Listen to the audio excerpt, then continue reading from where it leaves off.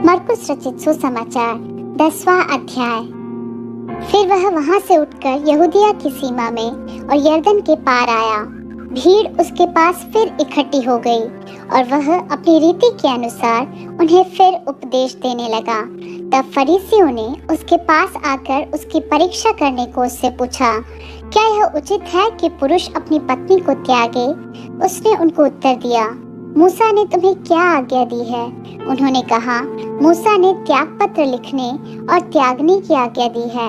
यीशु ने उनसे कहा, तुम्हारे मन की कठोरता के कारण उसने तुम्हारे लिए यह आज्ञा लिखी, पर सृष्टि के आरंभ से परमेश्वर ने नर और नारी करके उनको बनाया है। इस कारण मनुष्य अपने माता पिता से अलग होकर अपनी पत्नी के साथ रहेगा और वे दोनों एक तन होंगे। इसलिए वे अब दो नहीं पर एक तन हैं। इसलिए जिसे परमेश्वर ने जोड़ा है उसे मनुष्य अलग न करे। घर में चेलों ने इसके विषय में उससे फिर पूछा। उसने उनसे कहा, जो कोई अपनी पत्नी को त्याग कर दूसरी से विवाह करे तो वह उस पहली के विरोध में व्यभिचार करता है, और यदि पत्नी अपने पति को छोड़कर दूसरे से विवाह करे तो वह व्यभिचार करती है। फिर लोग बालकों को उसके पास लाने लगे कि वह उन पर हाथ रखे, पर चेलों ने उनको डांटा। यीशु ने यह देखकर क्रुद्ध होकर उनसे कहा, बालकों को मेरे पास आने दो और उन्हें मना न करो, क्योंकि परमेश्वर का राज्य ऐसो ही का है। मैं तुमसे सच कहता हूँ कि जो कोई परमेश्वर के राज्य को बालक के समान ग्रहण न करे वह उसमें कभी प्रवेश करने न पाएगा। और उसने उन्हें गोद में लिया और उन पर हाथ रखकर उन्हें आशीष दी। जब वह वहां से निकलकर मार्ग में जा रहा था तो एक मनुष्य उसके पास दौड़ता हुआ आया और उसके आगे घुटने टेककर उससे पूछा, हे उत्तम गुरु, अनंत जीवन का अधिकारी होने के लिए मैं क्या करूं? यीशु ने उससे कहा, तो मुझे उत्तम क्यों कहता है? कोई उत्तम नहीं, केवल एक, अर्थात परमेश्वर। तू आज्ञाओं को तो जानता है, हत्या न करना, व्यभिचार न करना, चोरी न करना, झूठी गवाही न देना, छल न करना, अपने पिता और अपनी माता का आदर करना। उसने उससे कहा, हे गुरु, इन सबको मैं लड़कपन से मानता आया हूँ।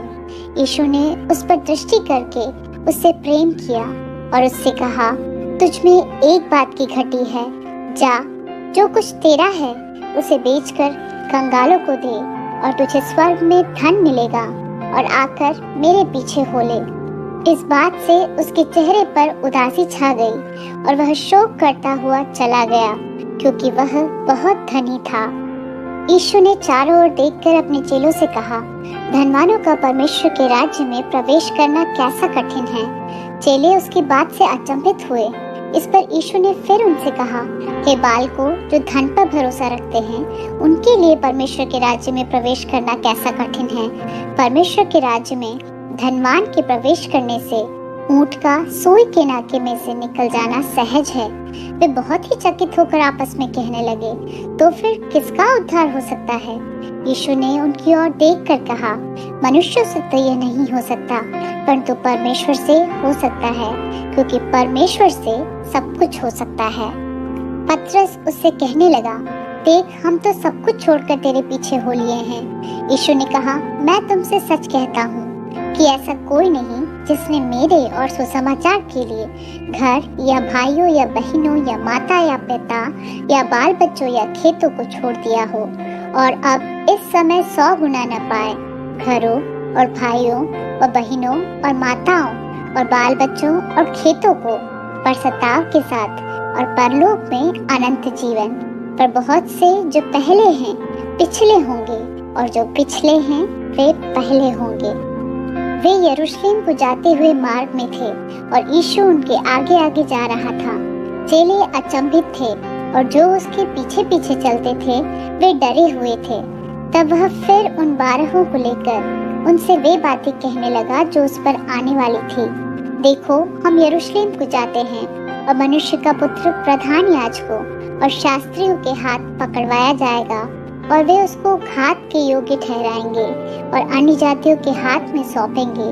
वे उसको ठट्ठों में उड़ाएंगे, उस पर थूकेंगे, उसे कोड़े मारेंगे और उसे घात करेंगे और 3 दिन के बाद वह जी उठेगा।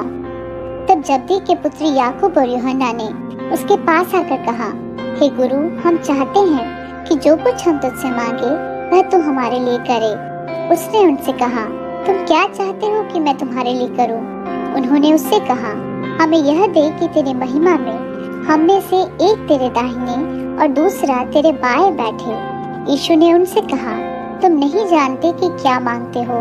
जो कटोरा मैं पीने पर हूँ, क्या तुम पी सकते हो? और जो बपतिस्मा मैं लेने पर हूँ, क्या तुम ले सकते हो? उन्होंने उससे कहा, हमसे हो सकता है।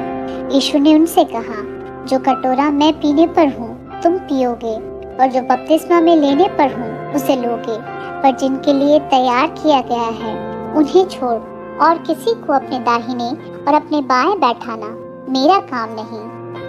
यह सुनकर 10 याकूब और यूहन्ना पर रिसियाने लगे। तो यीशु ने उनको पास बुलाकर उनसे कहा, तुम जानते हो कि जो अन्य जातियों के हाकिम समझे जाते हैं वे उन पर प्रभुता करते हैं और उनमें जो बड़े हैं उन पर अधिकार जताते हैं, पर तुम में ऐसा नहीं है। परंतु जो कोई तुम में बड़ा होना चाहे वह तुम्हारा सेवक बने, और जो कोई तुम में प्रधान होना चाहे वह सबका दास बने। क्योंकि मनुष्य का पुत्र इसलिए नहीं आया कि उसकी सेवा टहल की जाए, पर इसलिए आया कि आप सेवा टहल करें और बहुतों को छुड़ौती के लिए अपना प्राण दे। वे यरीहो में आए, और जब वह और उसके चेले और एक बड़ी भीड़ यरीहो से निकलती थी, तब तिमाई का पुत्र बरतिमाई, एक अंधा भिखारी, सड़क के किनारे बैठा था। वह यह सुनकर कि यीशु नासरी है, पुकार पुकार कर कहने लगा, हे दाऊद की संतान यीशु, मुझ पर दया कर। बहुतों ने उसे डांटा कि चुप रहे, पर वह और भी पुकारने लगा, हे दाऊद की संतान, मुझ पर दया कर। तब यीशु ने ठहर कर कहा, उसे बुलाओ। और लोगों ने उस अंधे को बुलाकर उससे कहा, ढाढ़स बांध, उठ, वह तुझे बुलाता है। वह अपना कपड़ा फेंककर शीघ्र उठा और यीशु के पास आया। इस पर यीशु ने उससे कहा, तू क्या चाहता है कि मैं तेरे लिए करूं?